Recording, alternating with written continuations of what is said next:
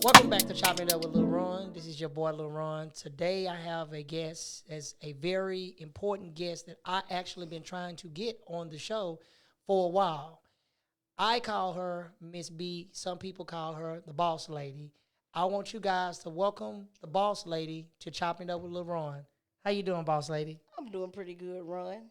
I'm Glad I was able to make it today. Man, I was waiting for this episode to come. I know I was on you like, hey, man, I need you to come do this episode with me, man, because I know how important it is for especially people going into business. And I know you are a full package, basically businesswoman, from daycaring to dispatching to helping people with LLCs and all that them things. But enough about me. Tell the fans about you and how you got started and what you're doing, because that's a very interesting topic that I wanted to discuss with the fans. So let us know how you got started and how we got from there. Well, I opened my first business back in 2005, 2006. I am an accountant by profession. So I've always worked in the oil and gas industry mostly, but I've worked in other fields as well. And the oil and gas company laid us off, and they gave us our severance package. So I ended up opening a daycare, long story short. So that was the start of me learning business. Never in my lifetime ever thought that I would be a business owner. I'm from a small town in Louisiana, backwoods, and we were always taught to go to school, get a job, work, take care of your family, and retire. That's correct. That was it. So, so it was something different. So fast forward, life happened. I ended up in a divorce. We closed the daycare down and everything. I went back into the corporate world. I also went back to finish my bachelor's of science in business. Wow. With another concentration in accounting. Wow. So while there, I started networking with a young lady named Denise Hadnot. She's one of my favorite mentors. So and she's in real estate. So I would go to her mixers. She called it mixers, and that's where she would congregate all of the business people that she would rub elbows with, Like networking. Exactly. It was a networking club, exactly. So we would meet up at different restaurants or different bar and grills and so forth, and we would, patronize them and so forth. So I said, you know what, maybe I should start me another business again. Let me put my feet back into it and see how it goes. So I started by becoming a notary. So I am a Texas notary. That's how it all started then. Wow. So then I was introduced to all of the social media networks, the Instagram. My daughter put me on the Instagram. TikToks. Now TikTok. So everybody knows me on TikTok, the boss lady on TikTok. So I that's how I got started. So and I'm a mobile notary. Oh. So I actually traveled to people, which made it it was a need out there for it, especially when COVID hit. Yes, that was because I know a lot of people needed a lot of notary stuff done because a lot of banks was closed. Exactly. They wasn't doing it. And a lot of courthouses were closed, and they needed that notary. One thing I did notice about some notaries that I didn't like, you can call a notary 1 o'clock in the morning, and something that'll probably cost you $15, they want $150 for that. Is that legal? Can they actually really do that? The legal part about it is they can call it a convenience fee or a service fee. But the only thing that they cannot overcharge on is the actual stamp fee. In the state of Texas, and people have been charging extra on those stamp fees, I've heard. But in the state of Texas, you are only allowed to charge no more than $6 for a notary stamp. Per stamp, though, per page. Each additional signature is $1 extra. So if you had 2 signatures that needed to be on 3 pages, that's $7 per page. So that would be like $21. Wow. So that's the only way. But anything else, because what I do is I only charge a $15 convenience fee. $15. Just for me getting up out of my office now, where it was in my home. $15 convenience fee, but 58 cents a mile, depending on how far I had to go. And the 58 cent was regulated because that's how much the IRS reimburses you for mileage on a tax return. So that's how I limited my my rates. And I feel like it was pretty reasonable. But as far as the stamp, it's only $6 for the stamp. We know a lot of people, they don't turn back around. They don't know that. And that's one reason why I wanted to bring you on, because I know you can give that knowledge and tell them, because somebody out there don't know that, and they go and they spend their money thinking they getting a good deal. Or I got Ray and Pookie that's gonna give me a good deal on a notary, and I'm paying $50 to get something notarized. In reality, they're not getting a good deal. They're basically getting gypped off, ripped off at the most. So after you did notary, what was the next thing you decided to go to? So while I was doing the notary, and I still do, people would ask me, do you prepare these documents, or do you do this, or do you do that? And, I tell them yes if I can. If not, I tell them I'll find somebody who can do it, or I'll find a way to do it for them. If they would pay me, they would be willing to pay me. And again, another thing on the notary, with the prices that I charge, a lot of times when I would go out and meet people, they pay me double just for the fact of me being that convenience to them. Easy. So tip. my blessing would come anyway without me having to overcharge people. Gotcha. But so going back to that, people would ask me to provide other services for them. So I would provide other services for them, preparing documents and so forth and this and that. One thing I do have a disclaimer on, though, is I do not practice law. We do have to tell people that. And we cannot draw up lawful contracts like that. Because a lot of people will ask you, hey, can you draw me up a contract, man? I'm trying to do a contract so I can go get this business, or I'm trying to go buy this property, or I'm trying to divorce my wife, man, and I just need to get this document. Can you go in and can you change this little signature? Can you go in there and take this off? So you don't do that. I can't. And I don't blame you. Now, I can prepare documents. I do have a software that I can prepare. But the documents that I do prepare, some of them would still have to be considered to be reviewed by a lawyer if it's something lawful. Gotcha. But I cannot notarize it. Gotcha. So I can still prepare a lawful document, but I can't notarize it. And if I notarize something, it can't be a lawful document that I prepare. So by law, because a lot of people do this, so by law, a lawful document cannot be notarized. It's not supposed to be notarized. But people do it anyway. If I prepare the document as a notary, I am not supposed to notarize it. Got you. What if I came with the document in my hand? I can notarize it. You can notarize it. But Yes, if you absolutely. actually do the footwork and you do it, you can't. Basically, it's like you double dipping. It's like you basically overseeing something that you already did. Exactly. I got you. I got you. Okay, that makes sense. That makes total. Because I didn't know that. Because I know a lot of people say, "Hey, man, my notary can get the paper drawn up for you. Then I can get you notarized, man. You ain't got to even be there. You ain't need your driver's license." A lot of people do that. They'll be like, "Hey, look, man, I notarize it for you. I'll say you was here, and I go and sign it in the book." I know they don't supposed to do that, but people do that. Exactly. What happens if they get caught? Let's say if they do that, do y'all get audited? Let's say if somebody had a document that was notarized, and that document didn't, some kind of way they want to investigate that document, do you have to prove in that book that person, and if that person did not sign in that book, what is the penalties for that? Well, I don't actually know what the penalties are because it's different, of course, circumstances. But that is the proper, like you're saying, that is the proper steps. They are supposed to be there in person. They are supposed to provide a valid picture ID or passport. Or it has to be a government ID, put it like that. And they also IDs? have to be, I haven't read that. Okay. But it has to be a government ID, put it like Gotcha. that, a government ID. Not no job ID that you just printed I it up. definitely know not a job ID. So Okay. I'm going to say probably not, but I haven't had to come across that. Okay. Most of the time it's older people, so they have their IDs. Gotcha. And they do have to sign it. Now there is what I use is it's an electronic notary journal now. So especially during COVID again, you don't have to touch the pen and paper, but I have on my iPad, it's called the Notary Act. So we can do it electronically. All I do is scan a copy of your photo ID, populate the information in there, and then you can sign it on my iPad. So, but yes, if we're ever audited for some reason about a document, then yes, we do have to show proof of that. I've been telling people about Apple. They don't want to believe me. Apple is the future, man. Apple is I ain't got nothing against them Android users. I be telling them Apple has been on this stuff for the longest, man, and they be on top of their game. And people don't understand that. Now, after the notary, what was the next field that gave you that push and say, I want a little bit more, so let me go ahead and try this? Well, I'll tell you this. The next push was, at that point, I was trying to find out what else it was that I can do to have income coming in, extra income. Because number one, I didn't have dependents anymore. My daughter was too old for me to file her on my tax return. I cried with my son.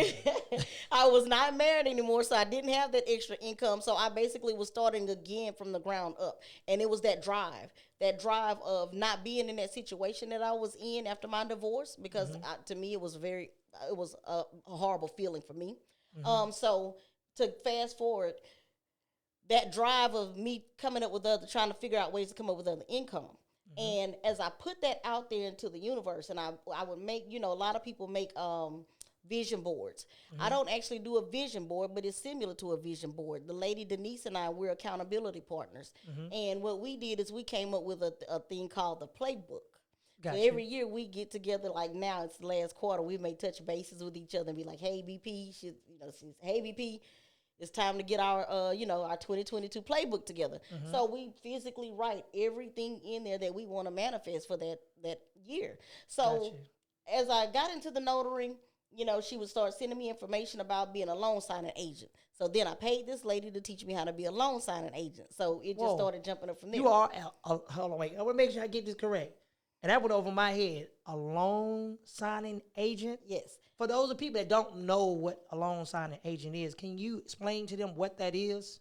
So basically, once, let's say you wanted to purchase a home, when you got ready to sign off on your paperwork, the title and everything, the title companies contact notaries to meet. So we're pretty much like a mediator.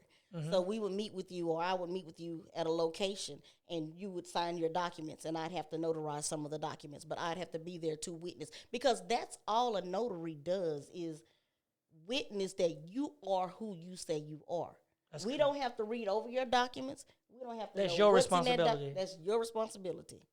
So I got into the loan signing agent thing. So you get paid for every loan signing you go out and do. And every year, even if I don't use it that year, I still pay this lady to train me so I can recertify every year. And that's just to keep that under my belt. So all of these services started coming up. And so I just saw a need. So now, to tell you how everything popped off, I'm on Instagram. My daughter's teaching me how, to start my page and present myself out there. I still had not registered myself as another business yet. And how people always ask me, how do you come up with the names for your business? And I don't just sit and think about, okay, what am I going to call this? Again, that intuition just comes to me, and it may be just the business in me, but I started calling myself Professional Business Solutions. Man. And after that, that's exactly what I do. I provide services on any type of business that you want to create from start to finish. The first thing I ask you is, what do you want this to be like whenever you're done, or when we're done with these services? What do you want to do? What do you plan on doing with this business? What do you want to see come out of this business? And a lot of people probably tell you, I just want to make money. That's what a lot of people do. I hate to say it. That's all they want. They don't see the goal from start to finish. They don't know that you want to have something that you can branch out. You can franchise. They don't think about that stuff. They just think about, how I'm going to make this little money right now, and I'm good. Especially when we got the COVID and the PPP money came out. So many people, I feel so sorry for so many people that ain't have a job, that went out and got a PPP loan, knowing they didn't even work, just to make that quick $15,000, $20,000, $30,000 and say, hey, man, I'm going to get this money and I'm good, and didn't even start a business, spent that money less than 30 days. And that was so sad to see them actually do that. And the majority of them, I hate to say it, part of them was our people. I hate to say it. I mean, all race that did it wasn't always black. And you had white, black, brown, everybody was actually doing it. You had some that was doing it for the right reasons and some that was doing it for the wrong reasons. And they don't understand it's more to it than just a PPP loan. Half of them don't even have a DBA. Some of them don't even know what a DBA is.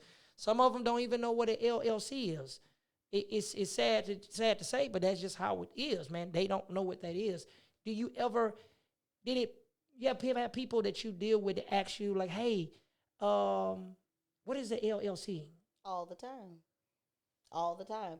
Most people, again, and I don't knock anybody on anything, most people, they go to the internet or they go to social networks and they see things and they mock it, or they listen to what other people say, or, I don't have anything against that. But you still should do research. Research is important. You still should do research on what somebody is telling you. I tell people all the time, don't take my word for what I'm telling you. I still want you to research it. That's correct. These words and this terminology that I give you, like as far as with an LLC, a lot of people I would ask them, because some of the services I do provide is I'm a registered agent with the state of Texas as well. A lot of people don't know what a registered agent is.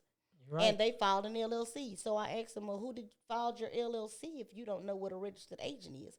Because I'm soliciting myself, Hey, if you need a registered agent, come to me. Check out my website. I'm gonna hook you up. Well, what is a registered agent? But you have an LLC and you don't know what a registered agent is? Wow. Okay, well, who files your franchise tax account or franchise tax return? Well, what is a franchise tax return? I got to pay more taxes? They don't know what it is. They don't have a clue. So that's what Professional Business Solutions do. That's right. I help you I file your entity from the beginning. I coach you. I mentor you. I teach you. So I don't just go out there and, again, I'm not knocking any of the other companies. A lot of people go with the LegalZoom. I've never had to use them, but I do know that I've heard it's expensive for what they do.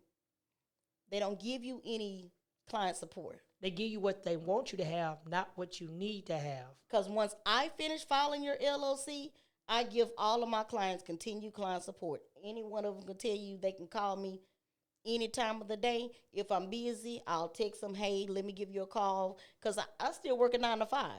It's so much, Ron, that I need to put on my YouTube page, and I am getting to that point, beginning of 2022. But I still work a 9 to 5. I have 4 different streams of income. A lot of people don't know. 4 streams of income, and I have 5 registered businesses in the state of Texas. Wow. I mean, again, I haven't put myself out there. The last couple of years, I've only been generating income with 2 of them, now 3 of them. Okay. So this year on my playbook, I said I wanted to start generating income with all 5 of my businesses in order to take me to the next level. And I want to, help my children out. And, they've always seen me be a boss lady. There you go. But they've never just stepped out there into the water. So I'm trying to teach them, hey, I have the resources. This is what you need to do. So, but long story short, I provide these services. So once I file your LLC or your DBA, I file motor carrier authorities for trucking companies. I have a trucking company. I've had that since 2015. Nobody knew about it. No, this is a live trucking company with a US DOT number and an MC authority. Wow. But right now, I've been doing dispatching with it. I was supposed to get me a truck and trailer about a month ago, but some things came up. I ended up going to LA with my oldest grandson. Gotcha. We had things come up. So right now, what I started doing was dispatching. So then I said, okay, I'm going to teach this class. I'm going to teach other people how to be a dispatcher. So I don't just sit on my knowledge. I like to share my knowledge. Share it with other people. I like to share my knowledge. And that's how I network a lot of times. And word of mouth. And, a lot of people spread it around. And, word of mouth is always good. But not to take you off subject, everybody that come on the show, I always ask this question. What is your top 5 artists, dead or alive, that's in your top 5? Top 5 artists. Favorites. As far as musicians? It can be rap, R&B, gospel. It doesn't matter. And the thing is I listen to all kind of music. My kids know I love to listen to rap music too. Okay, just but my top 5, I would say, Bob Marley. Okay. What other genre? When I listen to gospel music, I like to listen to Donnie McClurkin. Okay. He's one of them. Rap music, I can't lie. I like Kevin Gates. Okay, hey, ain't that wrong with Gates. Ain't that wrong with it. How many is that? That's 3. That's 3 of them. That's 3. What's another genre? R&B, old school. Okay. Jodeci. Okay. I love me some Casey and JoJo. Man. And I'd say Keisha Cole is probably one of my favorite Okay, artists. so that's actually 5 of them. Yeah, that's 5. But Boss Lady, I know for a fact I have to bring you back on another episode. But for the people, where can they find you? What's your Instagram? What's the Facebook? So they can actually be able to find you with no problem. Facebook, it is probusiness.notary. Okay. I don't use it too often. I'm more on Instagram. Okay. And on Instagram, you can find me at pro_biz, B-I-Z solutions. Gotcha. So, and then of course, again, I'm on TikTok and at the Boss Lady, BOSSL, the number 8 and the letter T. Gotcha. And I also have a website. And that's where anybody can go to my website and schedule a free 30-minute consultation with me. I give it away free. She said free. Free. Free. It's free. www.pbs like the station -thesolution.com. That's www.pbs-thesolution.com. Y'all make sure y'all check the Boss Lady out. This is your boy Lil Ron. Thank you for stopping by. Until next time, remember, anything is possible.